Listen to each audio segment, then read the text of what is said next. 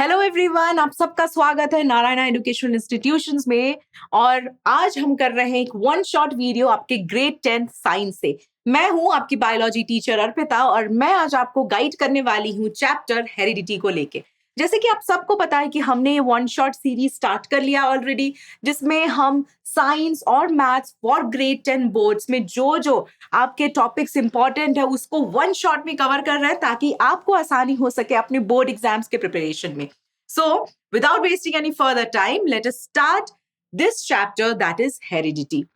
वैसे ये चैप्टर बहुत इंपॉर्टेंट है आपके बोर्ड्स एग्जाम को अगर हम लें कंसिडरेशन में, तो इस चैप्टर से आपको करीबन 6 से 7 मार्क्स मिल सकते हैं, जिससे कि 3 क्वेश्चंस 1 मार्क के हो सकते हैं और एक क्वेश्चन 3 to 4 मार्क का हो सकता है। सो टोटल में 6 से 7 मार्क आप एक्सपेक्ट कर सकते हो इस चैप्टर से। बहुत ही इंपॉर्टेंट चैप्टर है बच्चों, तो इसीलिए बिना टाइम वेस्ट किए आ जाए हम शुरू करते हैं ये वाला चैप्टर। पहले तो एक बेसिक कॉन्सेप्ट को हम समझते हैं, जो कि आपके सेल को लेके है ना। हमारे बॉडी का बेसिक स्ट्रक्चरल और फंक्शनल यूनिट किसे कहा जाता है? उसको हम बोलते हैं cell. Now inside the cell you have a nucleus. Nucleus क्या होता है? कंट्रोलिंग सेंटर होता है सेल का, जो कि हम ब्रेन भी बोलते हैं, है ना। तो ये जो न्यूक्लियस है, न्यूक्लियस के अंदर होते हैं क्रोमोसोम्स। अब ये क्रोमोसोम्स क्या होता है? क्रोमोसोम्स के अंदर होता है डीएनए। ठीक है, डीएनए क्या है? Deoxy ribonucleic acid. अब ये जो डीएनए है, इसका एक पार्ट होता है जिसको हम बोलते हैं जीन। अब ये जीन जो है, जीन में प्रोटीन्स के फॉर्मेशन और कोडिंग के लिए रिस्पॉन्सिबल होता है, और ये जो प्रोटीन्स होते हैं ये डिसाइड करते हैं हमारे बॉडी में कौन सा कैरेक्टर एक्सप्रेस हो रहा है, कौन सा कैरेक्टर दिख रहा है।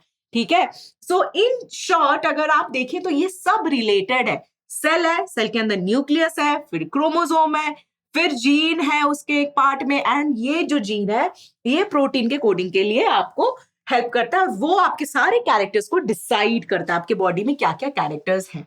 अब हमने और एक चैप्टर किया हुआ है जिसका नाम है हाउ डू ऑर्गेनिजम्स रिप्रोड्यूस, है ना। उसमें हमने रिप्रोडक्शन की होल प्रोसेस को देखा था। जब हम रिप्रोडक्शन देखते हैं तो हम एक चीज समझ जाते हैं कि जो न्यू इंडिविजुअल्स को जनरेट करता है प्रोसेस, उसको हम रिप्रोडक्शन बोलते हैं, और ये स्पीशीज मेंटेनेंस के लिए इंपॉर्टेंट होता है ना।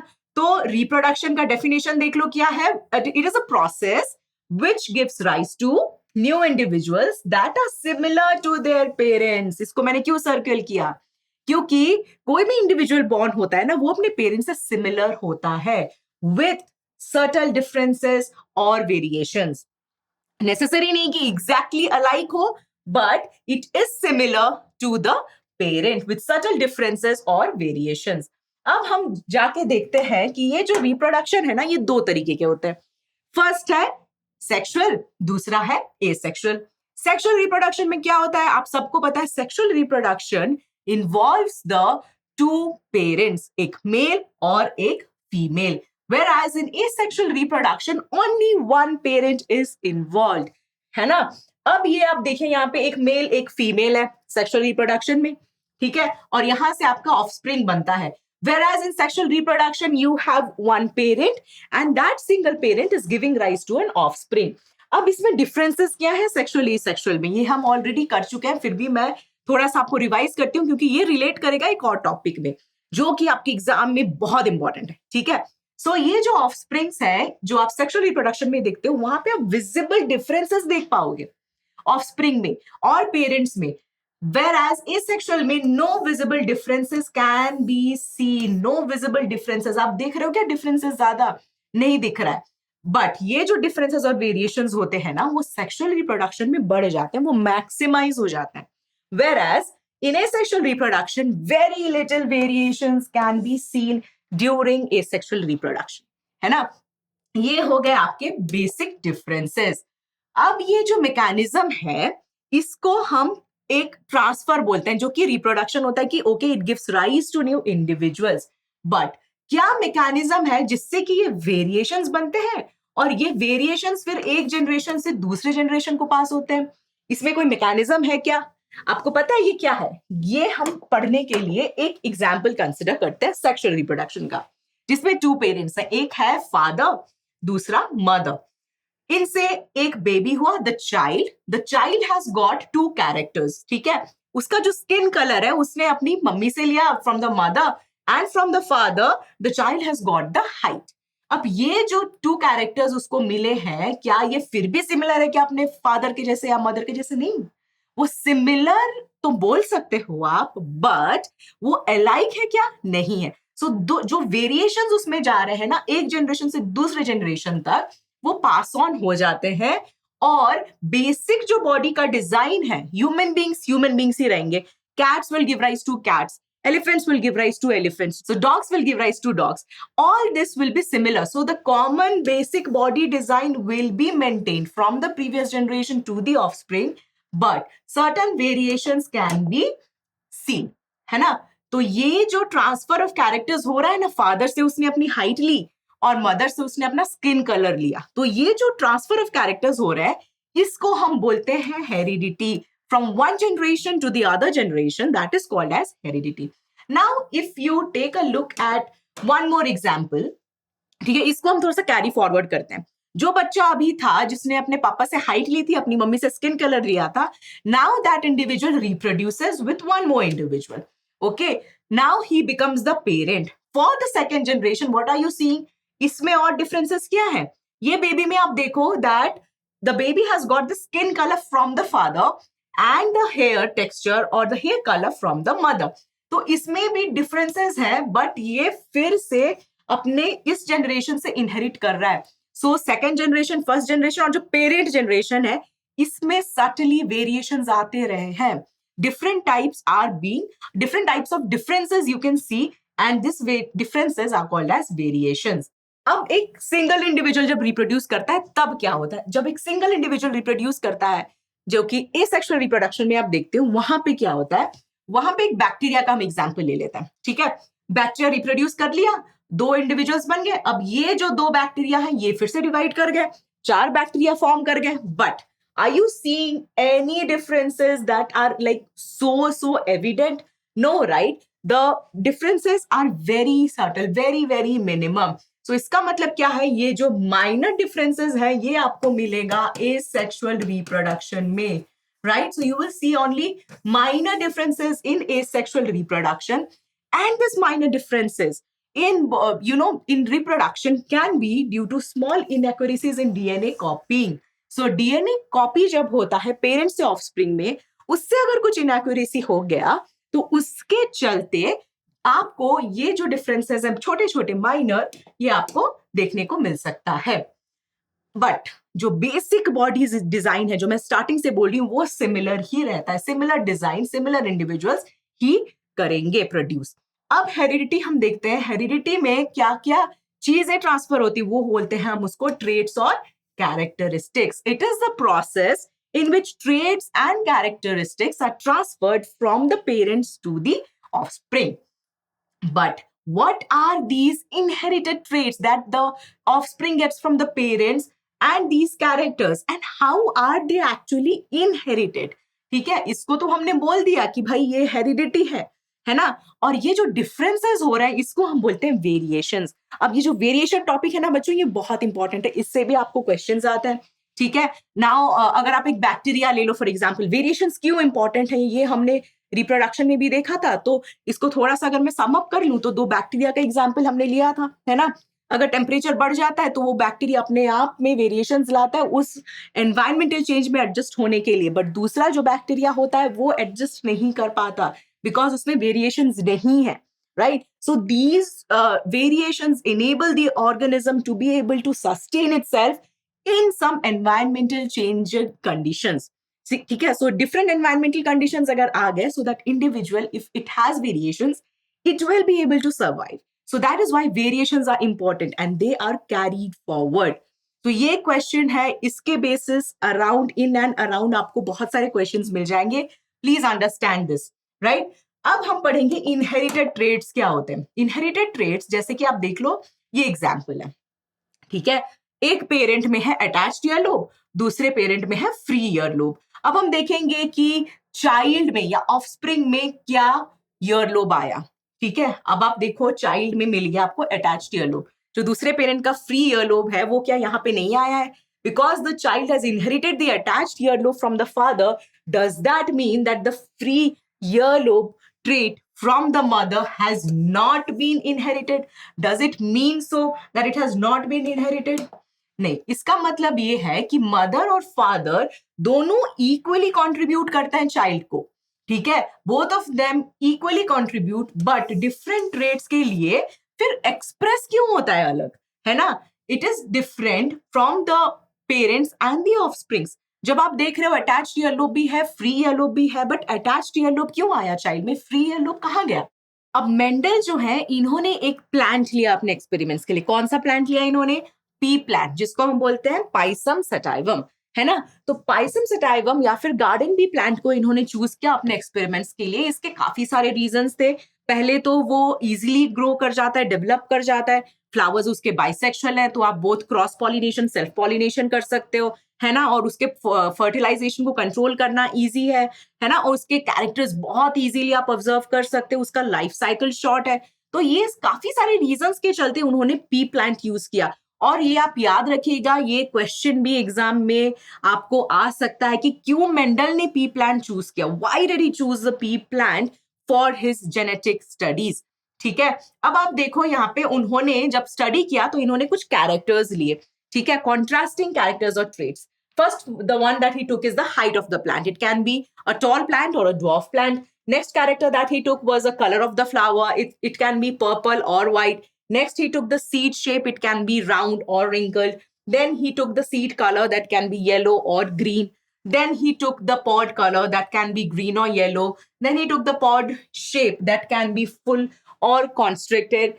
And then the position of the flower, which can be axial or terminal. सो ये सारे ट्रेट्स उन्होंने लिए और इसको स्टडी करने के लिए उन्होंने बहुत कुछ किया। अब इन्होंने किया क्या? इन्होंने इन सब को क्रॉस पॉलिनेट या सेल्फ पॉलिनेट किया, इनको क्रॉस किया। इसका मतलब इन्होंने ऑफस्प्रिंग प्रोड्यूस किया बाय क्रॉसिंग दीज ट्रेट्स। यहाँ पे ये जो ट्रेट्स है ना, इसको क्रॉस करते हुए उन्होंने ऑफस्प्रिंग प्रोड्यूस किए।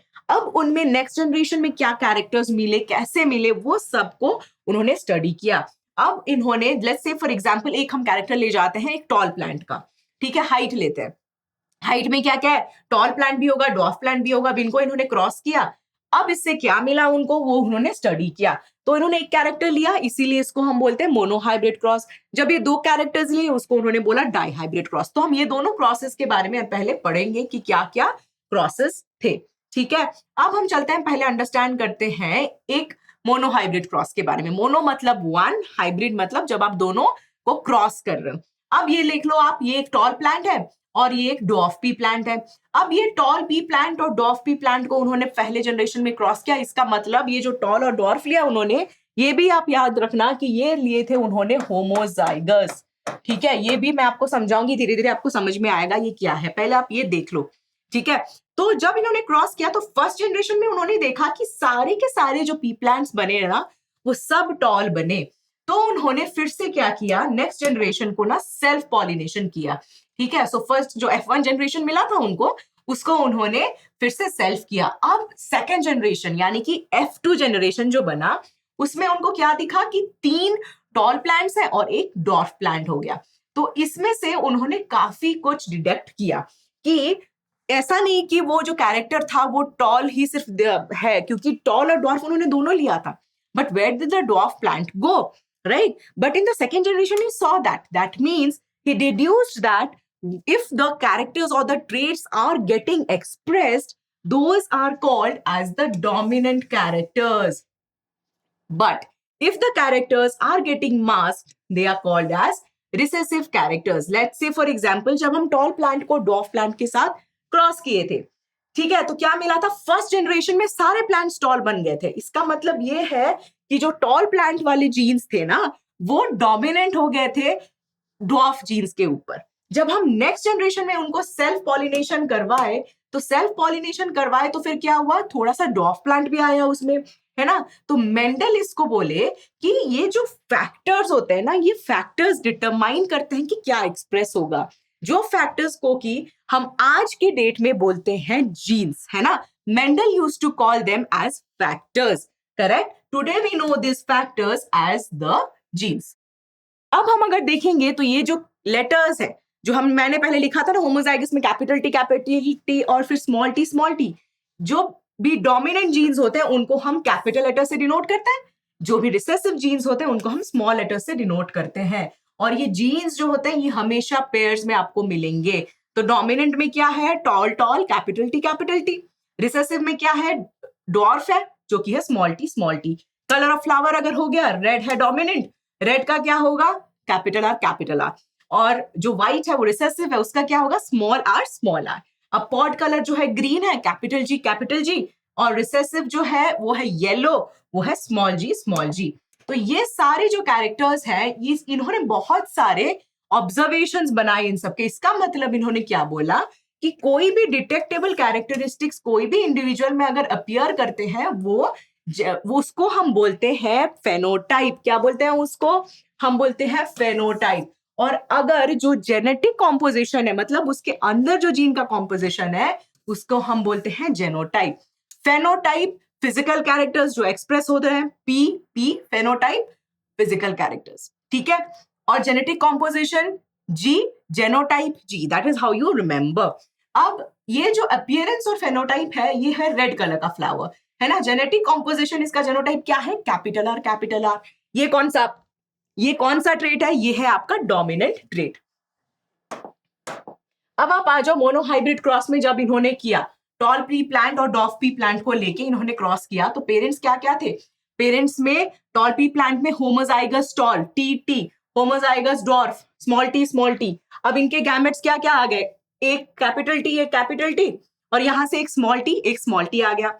अब इसको इन्होंने जनरेशन में, फर्स्ट जनरेशन में क्या क्या इनको मिले कॉम्बिनेशन, सारे के सारे कॉम्बिनेशंस इनको मिले कैपिटल टी स्मॉल टी वाले। तो इसका मतलब इनको क्या हुआ, इनको मिला फर्स्ट फिलियल जनरेशन या F1 जनरेशन में एक हेटेरोजाइगस। ये जो आप देख रहे हो ना कैपिटल टी स्मॉल टी, ये होता है हेटेरोजाइगस। और कैपिटल टी मतलब ये होता है होमोजाइगस। सो ये आपको मिल गया हेटेरोजाइगस टॉल पी प्लांट्स मिले।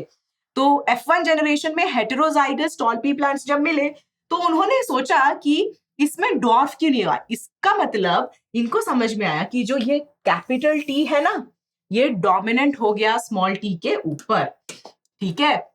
अब इन्होंने क्या किया, सेल्फ क्रॉस किया। ये मैंने बोल दिया ऑलरेडी आपको। सेल्फ क्रॉस करने के बाद फिर उनको क्या मिला, कैपिटल टी स्मॉल टी हर जनरेशन से। सो F1 जनरेशन में क्या क्या आएगा, अभी आप देख लो combinations, capital T small T और एक कैपिटल टी स्मॉल टी और एक लास्ट में मिलता है आपको स्मॉल टी। इसका मतलब आपको क्या क्या कॉम्बिनेशंस मिल गए, इनको मिले 3 टॉल प्लांट और एक ड्वार्फ प्लांट। तो अभी हम अगर इसका फेनोटाइपिक रेशियो और जेनोटाइपिक रेशियो अगर हम देखने लगे तो इसमें हमको क्या क्या समझ में आएगा। जो F2 जनरेशन है उसमें इतने टॉल हैं और ये एक है आपका ड्वार्फ। तो फेनोटाइपिक रेशियो क्या हो गया, कितने टॉल है, 3 है और एक है आपका ड्वार्फ। तो 3:1 आपको मिल गया।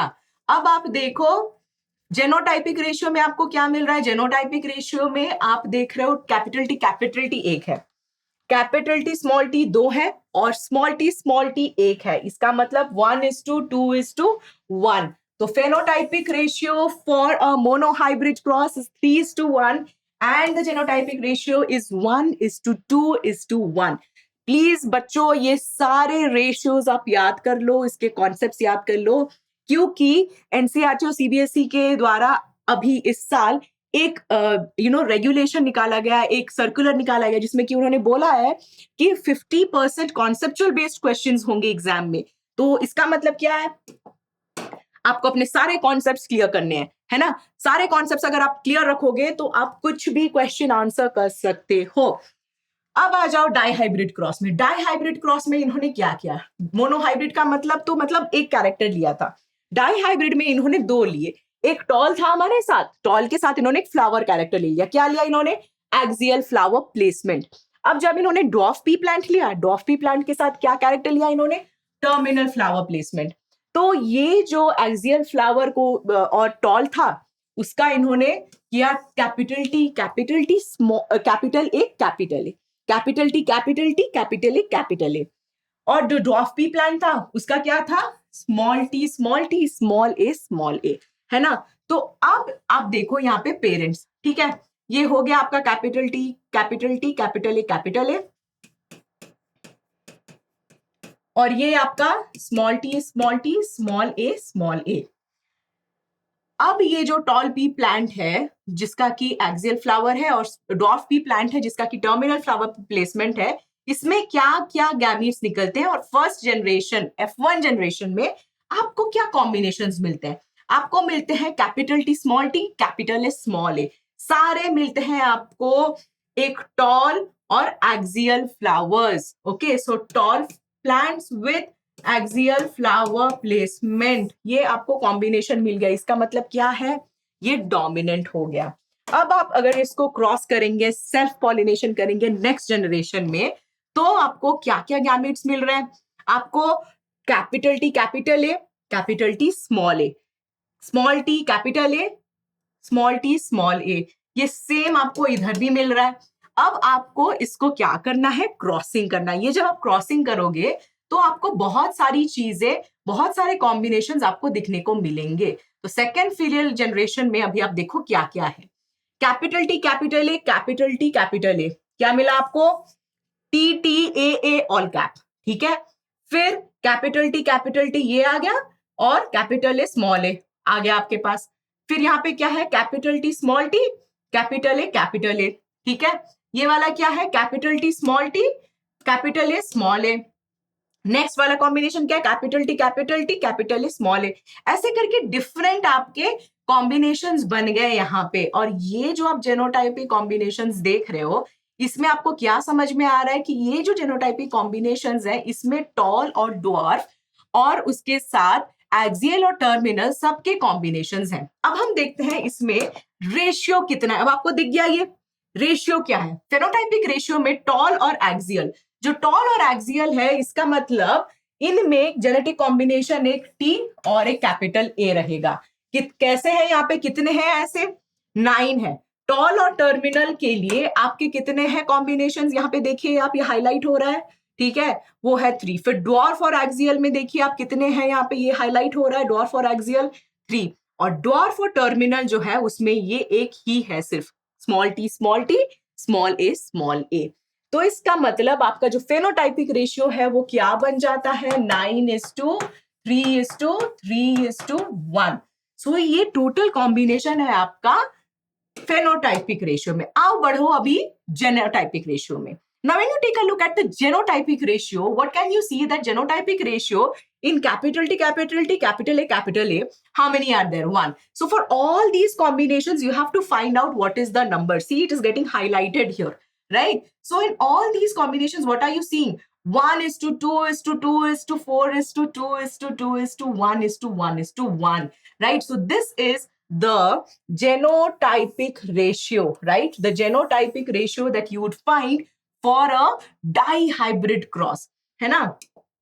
अब ये जो आप देख रहे हो, इसमें और एक क्वेश्चन आता है कि ये जो इनहेरिट कर रहा है एक प्लांट में, वेदर इट्स टॉल और वेदर इट्स ड्वार्फ, ये मैकेनिज्म जो है हेरिडिटी का, ये काम कैसे करता है। अब आप देखो यहाँ पे प्लांट है, इसको हमने जूम कर दिया, इसके अंदर क्या है, सेल है, सेल के अंदर न्यूक्लियस है, न्यूक्लियस के अंदर क्रोमोसोम है, क्रोमोसोम के अंदर क्या है, डीएनए है, डीएनए के अंदर क्या है, एक पार्ट है जो है जीन है। अब ये जीन क्या करता है, इसमें होता है एक प्रोटीन, और ये जो प्रोटीन है ये डिस्प्ले करता है कैरेक्टर को, है ना। और ये जो कैरेक्टर आप देख पाते हो, ये लेट्स से फॉर एग्जांपल ये वाला एक प्लांट का कैरेक्टर है। अब सेल के अंदर जो न्यूक्लियस है क्रोमोसोम में, यहाँ पे जो जीन है ना, वो जीन और एंजाइम वो कोड करेगा आपके प्लांट में टॉलनेस को, ठीक है। अब ये जो एंजाइम या प्रोटीन है उसमें से एक हार्मोन का रिलीज होगा जो कि आपके प्लांट के ग्रोथ में result करेगा, and then it will result in the tallness of the plant. So that is how the mechanism of heredity works, how the characters are getting transferred. आप example ले लो, consider कर लो कि ये जो enzyme है, ये एंजाइम एफिशिएंट कम हो गया, मतलब इसका काम करना थोड़ा सा कम हो गया, तो क्या होगा, लेस हार्मोन्स प्रोड्यूस होंगे। अब जब लेस हार्मोन्स प्रोड्यूस हो रहे हैं तो क्या हो रहा है, तो इसका मतलब ये कि जो आपका प्लांट है वो शॉर्ट हो जा रहा है ना, वो टॉलनेस की जगह वो आपको दिख रहा है short character. So this is how the mechanism of heredity works.